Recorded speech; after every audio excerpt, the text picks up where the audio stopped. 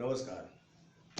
Mumbai the city of dreams, जहाँ लोग अपने सपने पूरे करने आते हैं, खासकर बॉलीवुड। अगर मुंबई से बॉलीवुड को निकाल के बाहर कर दिया जाए तो मुंबई में कुछ खास नहीं बचता। बॉलीवुड है तो मुंबई है, मुंबई है तो बॉलीवुड है, दोनों एक दूसरे की शान है। आज जो मैं बात करूंगा वो ये कि बॉलीवुड में एंट्री कैसे ली जाए, खास करके एक एक्टर के लिए। मैं बात करूंगा तब की जब मोबाइल नहीं आया था, 97-98 के पहले मोबाइल जब नहीं था, तो बॉलीवुड में एंट्री के लिए एक एक्टर के तौर पे जब किसी को एक्टिंग करनी होती थी उस ज़माने में, फिल्म या सीरियल में, तो स्टूडियो के चक्कर लगाता था। वो डायरेक्टर और प्रोड्यूसर के घर के चक्कर लगाता था, ऑफिसेज के चक्कर लगाता था। एक प्रॉपर वे नहीं था कि भाई यहाँ से जाओ और ये काम हो गया। उस ज़माने में इतनी ज़्यादा फिल्में, इतने ज़्यादा सीरियल्स नहीं बनते थे, लेकिन जितनी भी बनती थी उस हिसाब से जब लोग आते थे तो इतनी बुरी तरह घिसते थे, क्योंकि इतने सारे ब्लाइंड गेट होते थे, पता ही नहीं चलता था कि कहाँ से घुसा जाए और हमारा एक काम होगा। मैं अगर अपने पर्सनल अनुभव की बात करूँ, मेरा अपना पर्सनल एक्सपीरियंस है कि 91 टू 97 7 साल तक एक एक्टर के तौर पे अपनी पहचान बनाने के लिए मैं सिर्फ भटकता रहा। जिस फैमिली से आता हूँ, जिस बैकग्राउंड से आता हूँ, इतना ज़्यादा मैं अपडेट नहीं था और 7 साल लग गए मुझे बॉलीवुड में घुसने में।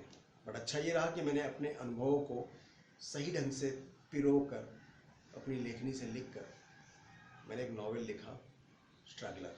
ये मेरे 7 साल का अनुभव है जब स्ट्रगल बहुत हार्ड हुआ करता था। 97-98 में मोबाइल आने के बाद, बहुत सारे चैनल आने के बाद, बहुत सारे सीरीज बनने शुरू हुए, बहुत सारी फिल्में बनना शुरू हुई, तो फिर एक नया दौर शुरू हुआ। अब उस नए दौर में ये हुआ कि इतने ज़्यादा सीरियल्स बन रहे हैं, इतनी ज़्यादा फिल्में बन रही हैं कि बहुत ज़्यादा चीटर्स भी मार्केट में आ गए।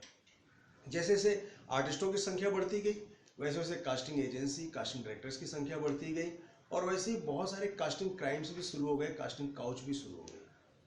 हुआ क्या? हुआ ये कि आज की डेट में अब बॉलीवुड में घुसे तो कैसे घुसे और कहाँ से घुसे, क्योंकि 95% लोग वो बैठे हैं जो आपको बरगलाते हैं।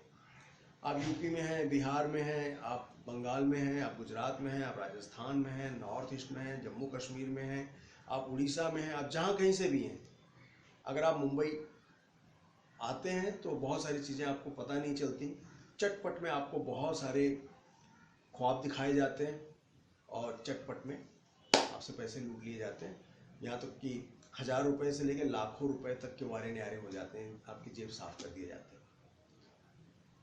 व्हाट्सएप पे, फेसबुक पे, मैसेंजर पे, मेल पे जो मेरे यार दोस्त हैं जो मुंबई के बाहर रहते हैं, वो मुझे फ़ोन करते हैं, लिखते हैं कि सर मुझे एक चांस दीजिए ना, सर मेरे लायक कोई काम हो तो बताइए ना, सर मैं एक्टर हूँ, मुझे एक्टिंग का मौका कैसे मिलेगा, सर कहीं से तो शुरुआत होनी चाहिए, क्या करूँ सर। तो ऐसे लोगों के लिए मैं ये कहना चाहूँगा कि आज मुंबई में जो कास्टिंग का प्रोसेस है, किसी कैरेक्टर के लिए जब कोई कास्टिंग होती है, किसी एक्टर को कास्ट किया जाता है, उसका प्रोसेस जो है वो बहुत जटिल है आज की डेट में। आप सोचोगे कि आप बिहार में बैठे हो, एक दिन ले आके ऑडिशन करोगे, फिर वापस चले जाओगे तो आपको मेल आएगा या आपको फ़ोन आएगा कि सर आ जाइए, आप सिलेक्ट हो गए। अब ऐसा कुछ नहीं है, अब वो ज़माना गया जो बहुत पहले हुआ करता था। अगर सही ढंग से बॉलीवुड में एंट्री करनी है तो सबसे पहले आपको अपना एक ठिकाना बनाना होगा मुंबई में। और भी मुंबई में ऐसा ठिकाना नहीं कि आप पनवेल में रहते हैं या आप कल्याण में रहते हैं या आप वो सफाले और वापी वैतरणा में रहते हैं। आपको अंधेरी के आसपास बोरीवली तक एक ठिकाना बनाना होगा, ताकि आप दिन भर कम से कम 10 ऑडिशन दे सकें। आज ऑडिशंस होते हैं, सारे चैनल्स जो हैं ऑडिशंस कंडक्ट करती हैं, बहुत सारी एजेंसी जो है ऑडिशंस लेती हैं। ऑडिशन एक बार लिए जाते हैं, फिर दोबारा लिया जाता है, शॉर्ट लिस्टेड होता है, दोबारा लिया जाता है, फिर स्क्रीन टेस्ट होता है। एक लंबा प्रोसेस चलता है एक लंबे कैरेक्टर के लिए। जब एक कोई लीड कैरेक्टर आप करने जा रहे हैं तो उसके लिए 2 3 4 5 6 बार बुलाए जाते हैं आप ऑफिस में या स्टूडियो में, और आपको ऑडिशन लिया जाता है। तो सबसे पहली बात, क्या कहीं दूर डिस्टेंस में रहकर किसी और की बातों में आकर ऑडिशन के लिए पैसे न दें या ऑडिशन के लिए अपना आना जाना न रखें। अगर आपको एक लंबा कैरियर बनाना है तो आप मुंबई आए, मुंबई में पेइंग गेस्ट के तौर पे या रेंट के तौर पे या अपना खुद का मकान लेके या बहुत सारे तरीके हैं, डॉर्मेट्री भी चलती हैं, उस तरीके से आप मुंबई में रहें, मुंबई में रहकर रोज़ अपने को अपडेट रखें, रोज़ ऑडिशंस दें, ज़्यादा से ज़्यादा लोगों से मिलें, अच्छे लोगों से मिलें। अगर आपको बुरे लोग मिलते हैं जो आपको बरगलाते हैं, आप उनकी बात सुने और चौकन्ने रहें, सावधान रहें। तो फिर धीरे धीरे धीरे जब आप 10-15 ऑडिशंस देंगे तो आपको अपने अंदर की कमियां पता चलेगी कि आपके अंदर क्या कमियां हैं। जब धीरे धीरे 25-30 ऑडिशंस देंगे तो आपको पता चलेगा कि भाई ये कैरेक्टर के लिए मैं फिट बैठता हूँ या नहीं, या इस कैरेक्टर के लिए मैं फिट बैठता हूँ या नहीं। मैं सैड कैरेक्टर्स कर सकता हूँ कि मैं जॉली कैरेक्टर्स कर सकता हूँ, कि मैं सीरियस कैरेक्टर कर सकता हूँ, कि मैं कॉमेडी कैरेक्टर कर सकता हूँ, कि मैं इमोशनल कैरेक्टर कर सकता हूँ। आप अपने आप को परखना शुरू करेंगे और यकीन मानिए 50 ऑडिशन देने तक, 50 ऑडिशन देने तक आपको ये पता चल जाएगा कि आप किस कैटेगरी के एक्टर हैं। और 50 ऑडिशन देने तक आपको कहीं न कहीं से 1 या 2 छोटे या बड़े कैरेक्टर मिलेंगे। कोई कैरेक्टर छोटा नहीं होता, यहाँ पे लोग छोटे छोटे कैरेक्टर करके बहुत महान एक्टर बने हैं। इसलिए मेरा ये कहना है कि मुंबई में आपका ठहराव बहुत ज़रूरी है।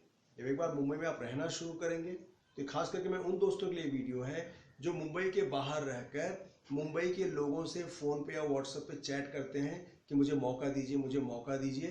तो लोग कहते हैं कि अपना प्रोफाइल बनाओ, अपना स्क्रीन टेस्ट बनाओ, अपना ये बनाओ, वो बनाओ, 25,000 50,000 आपसे ले लेते हैं। वो नहीं होना चाहिए। आप मुंबई कमाने आ रहे हो, न कि मुंबई में लुटाने। इसलिए लुटने से बच जाओ, किसी को लूटने मत दो, अपने आप को सेव करके रखो। दूसरी चीज़, आप जितने ज़्यादा ऑडिशंस देंगे आपकी पहचान बढ़ेगी, ज़्यादा से ज़्यादा लोगों तक आपके वीडियो पहुंचेंगे और कभी न कभी भगवान आपकी सुनेगा और आपको अच्छा मौका देगा। तीसरी बात, आपके अंदर अपना एक कॉन्फिडेंस होना चाहिए। ये नहीं कि मैं ये भी कर लूँगा, मैं ये भी कर लूँगा, मैं वो भी कर लूँगा, अगर मैं यहाँ से फेल हुआ तो मैं वो कर लूँगा, वहाँ से फेल हुआ तो मैं ये कर लूँगा, फेल हो जाऊँगा तो ये कर लूँगा। ये ऑप्शन अपने दिमाग में बिल्कुल मत रखिए, कम से कम फिल्म लाइन में। यहाँ पे एक ही ऑप्शन, एक ही टारगेट, एक ही एम कि मुझे एक्टर बनना है। तो एक्टर बनना है तो उसके लिए बहुत सारी तैयारियाँ होती हैं। थिएटर ज्वाइन कीजिए, चाहे छोटा थिएटर हो चाहे बड़ा थिएटर हो। थिएटर ज्वाइन करना बहुत ज़रूरी है। अपने उच्चारण पर ध्यान देना बहुत ज़रूरी है, अपने लुक पे ध्यान देना बहुत ज़रूरी है। रोज़ आप योगा कीजिए, रोज़ आप जिम कीजिए, अपने आप को रोज़ रिवाइव कीजिए। और ये टारगेट बना के रखिए कि भाई कभी भी, कहीं भी, कैसे भी मौका मुझे मिला, एक अवसर मिला तो मुझे कैश करना है। तो अगर आपने ये ऑप्शन रखा कि नहीं भाई अगर मैं एक्टर में नहीं हो पाया तो मैं ये करूँगा, वो करूँगा, जो मैंने देखा अपने इर्द गिर्द बहुत सारे दोस्तों को, तो जिसका मैं खुद शिकार रहा हूँ। ऑप्शन अगर आप रखोगे तो आप फेल होने ही होना है। आप ऑप्शन मत रखो, आप एकदम क्लियर रहो कि मुझे यही करना है और वही एक्शन में आप रहो। प्लान ऑफ एक्शन आप वैसे ही बनाइए, आप बिल्कुल सही चलेंगे। वो ऐसा इसलिए कि आज साल में कम से कम 800 फिल्में बन रही हैं और 400 सीरियल्स बन रहे हैं और हजारों शॉर्ट फिल्में बन रही हैं, लाखों डॉक्यूमेंट्रीज बन रही हैं। तो कहीं ना कहीं आपके नाम कोई ना कोई किरदार लिखा होगा।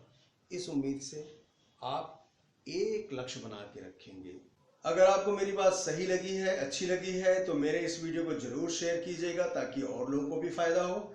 अगर आपके मन में कोई सवाल है जो मुझसे आप पूछना चाहते हैं तो कमेंट में जाके जरूर अपने सवाल लिखिएगा, मैं उसका जवाब जरूर दूंगा। और इस तरह के ऐसे बहुत सारे वीडियोस देखने के लिए आप मेरे इस चैनल को सब्सक्राइब कीजिएगा। आपका बहुत बहुत धन्यवाद। बहुत जल्द मिलेंगे एक नए मुद्दे के साथ।